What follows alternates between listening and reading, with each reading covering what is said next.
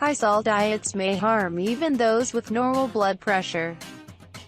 When it comes to salt, there are countless studies that sometimes disagree with each other. There was one published in the American Journal of Hypertension which suggested that a diet with low salt or sodium intake could harm your health. On the other hand, the World Health Organization (WHO) suggests that high salt intake could increase the risk of heart disease. All of this makes it extremely difficult to understand where do you draw the fine line? How much is too much and how little is too little? For those suffering from high blood pressure, salt is a definite no-no.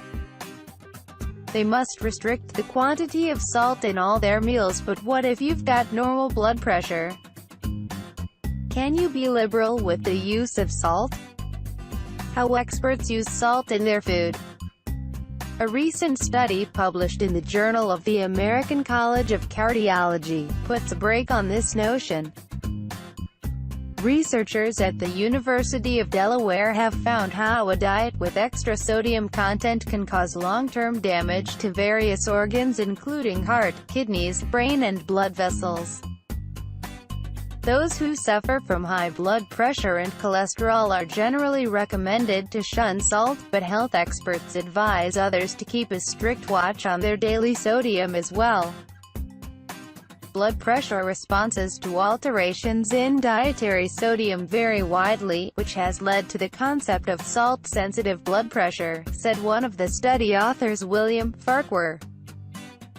If blood pressure increases during a period of high dietary sodium or decreases during a low sodium period, the person is considered salt-sensitive.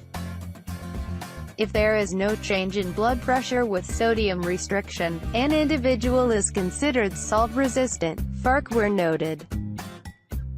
However, the new research points to evidence of adverse effects on multiple target organs and tissues, even for people who are salt-resistant. How can extra salt harm your body? Potential effects on the arteries include reduced function of the endothelium, which is the inner lining of blood vessels. Endothelial cells mediate a number of processes, including coagulation, platelet adhesion and immune function. Elevated dietary sodium can also increase arterial stiffness. Regarding the kidneys, high sodium is associated with reduced renal function, a decline observed with only a minimal increase in blood pressure. Sodium may also affect the sympathetic nervous system, which activates what is often termed the fight-or-flight response. High dietary sodium can also lead to left ventricular hypertrophy, or enlargement of the muscle tissue that makes up the wall of the heart's main pumping chamber, co-author of the review paper David Edwards noted. As the walls of the chamber grow thicker, they become less compliant, and eventually are unable to pump as forcefully as a healthy heart, Edwards pointed out. Chronically elevated dietary sodium may sensitize sympathetic neurons in the brain, causing a greater response to a variety of stimuli, including skeletal muscle contraction, Farquhar noted.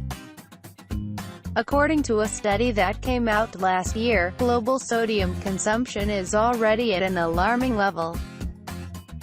The research found that people across the globe are already exceeding the prescribed limit of daily salt intake.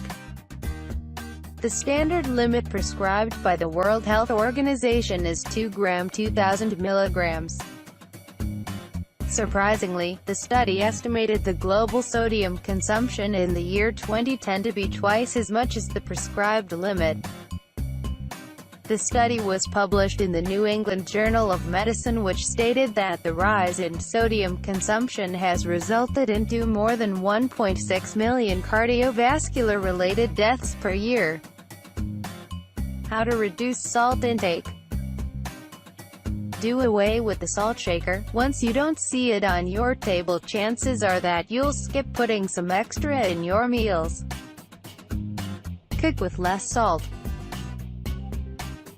Avoid processed and fast food. Also, avoid condiments that have extra sodium added, i.e. salad dressings, soy sauce, ketchup, mustard sauce, other dips and sauces. Read through your labels wisely to look out for sodium or related compounds, such as baking soda, baking powder, monosodium glutamate (MSG).